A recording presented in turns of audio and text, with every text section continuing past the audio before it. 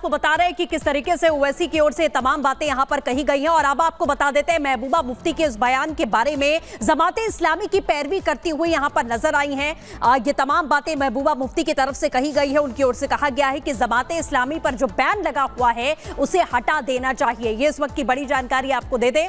जमाते इस्लामी की पैरवी करती हुई यहां पर महबूबा मुफ्ती नजर आ रही है और उनकी ओर से साफ तौर पर यह कहा जा रहा है कि जो बैन है उसे हटा देना चाहिए।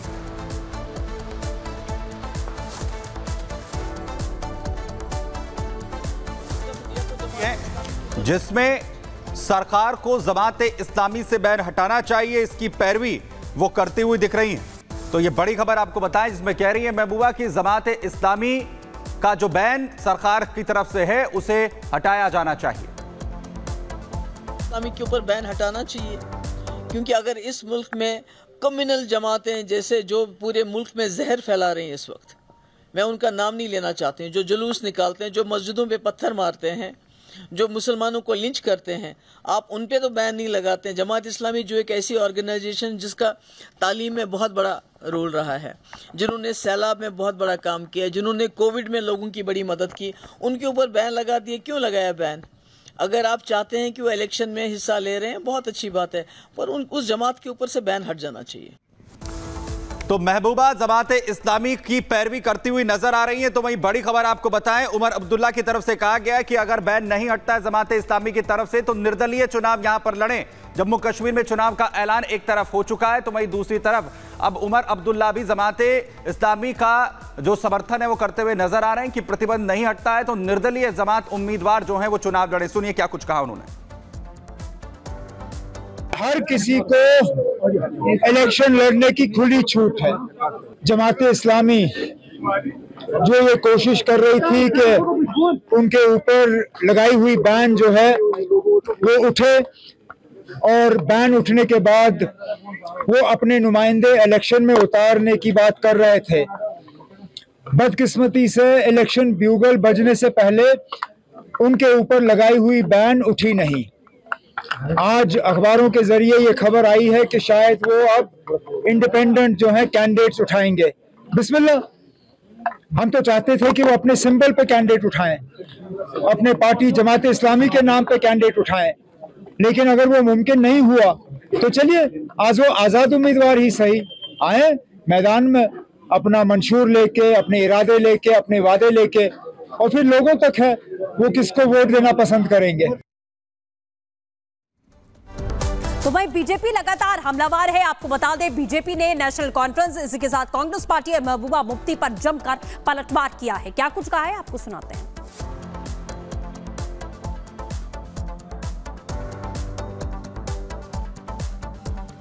कांग्रेस और नेशनल कॉन्फ्रेंस का जम्मू कश्मीर में जो गठबंधन जिसकी चर्चा चल रही है वो उन राजनीतिक दलों का अपना मामला है।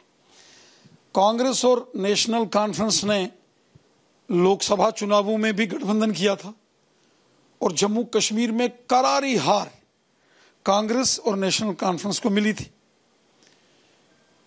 कांग्रेस और नेशनल कॉन्फ्रेंस के जो काम हैं, जो इनका मैनिफेस्टो है, जो इनका तौर तरीका है, उसको जम्मू कश्मीर की जनता जानती है। कल तक तो ये कह रहे थे कि हम अकेले अकेले चुनाव लड़ेंगे, सब सीटों पर चुनाव लड़ेंगे, और जब चुनाव आयोग ने घोषणा की तो रातों रात श्री राहुल गांधी जी, श्री खड़गे साहब जम्मू कश्मीर पहुंचते हैं। कभी फारूक अब्दुल्ला साहब का दरवाजा खटखटाते हैं, कभी महबूबा मुफ्ती जी का दरवाजा खटखटाया जाता है। आखिर क्या कारण है? कांग्रेस और नेशनल कॉन्फ्रेंस जानती है कि उनकी राजनीतिक जमीन जम्मू कश्मीर में खिसक चुकी है। जिस प्रकार हमारे माननीय प्रधानमंत्री मोदी साहब और माननीय गृह मंत्री अमित शाह साहब ने जम्मू कश्मीर में काम किए हैं, अमन शांति और खुशहाली लाई है, डेवलपमेंट लाई है, सबके साथ न्याय मोदी साहब ने किया है, उसी का नतीजा है कि आज चारों दिशाओं में जम्मू कश्मीर में भारतीय जनता पार्टी है। और कांग्रेस और नेशनल कॉन्फ्रेंस जो पहले रातों रात गठबंधन करने की होड़ में थे, अब उनको खुद ही समझ नहीं आ रहा है कि ये गठबंधन करें या ना करें। वही खबर उत्तराखंड के उधम सिंह नगर से, जहां पर मस्जिद में रेप के आरोप लग रहे हैं, जिसके बाद बड़ी कार्रवाई की गई है। मौलवी को लेकर यह कार्रवाई जो है वो की जा रही है। आपको बता दें कि उधम सिंह नगर का ये पूरा मामला है, जहां पर एक मस्जिद के अंदर रेप के आरोप मौलवी पर लगाए गए, जिसके बाद अब मौलवी को पकड़ा गया है। गिरफ्तारी यहां पर की गई है। जो कार्रवाई है वो इस पूरे प्रकरण को लेकर जो है वो इस वक्त की जा रही है। उत्तराखंड का उधम सिंह नगर, जहां पर यह मस्जिद बताया जा रहा है, नाबालिग बताई जा रही है यहां पर जो पीड़ित है, जिसके साथ मस्जिद में रेप की इस घटना को अंजाम दिया गया, ये आरोप यहां पर लगाए गए। एक व्यक्ति जो मौलवी है, ये जो है मलसी गांव थाना रुद्रपुर में एक मस्जिद है। मस्जिद के ऊपर एक अवैध मदरसा बना हुआ है। इस मदरसा में छोटी छोटी बच्चियां उर्दू सीखने जाते थे।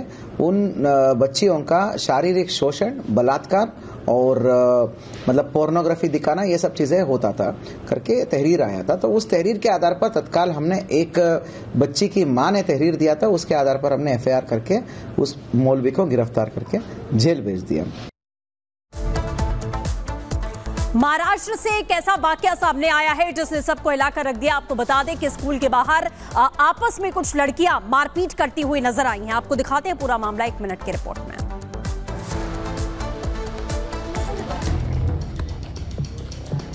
महाराष्ट्र के मुंबई में कुछ लड़कियों की दबंगई देखने को मिली। वहां स्कूल की एक छात्रा की कुछ लड़कियों ने बेरहमी से पिटाई की, जिसकी हैरान कर देने वाली तस्वीरें सामने आई हैं, जिसमें वो लड़कियां छात्रा पर लात घूंसे बरसाती नजर आईं।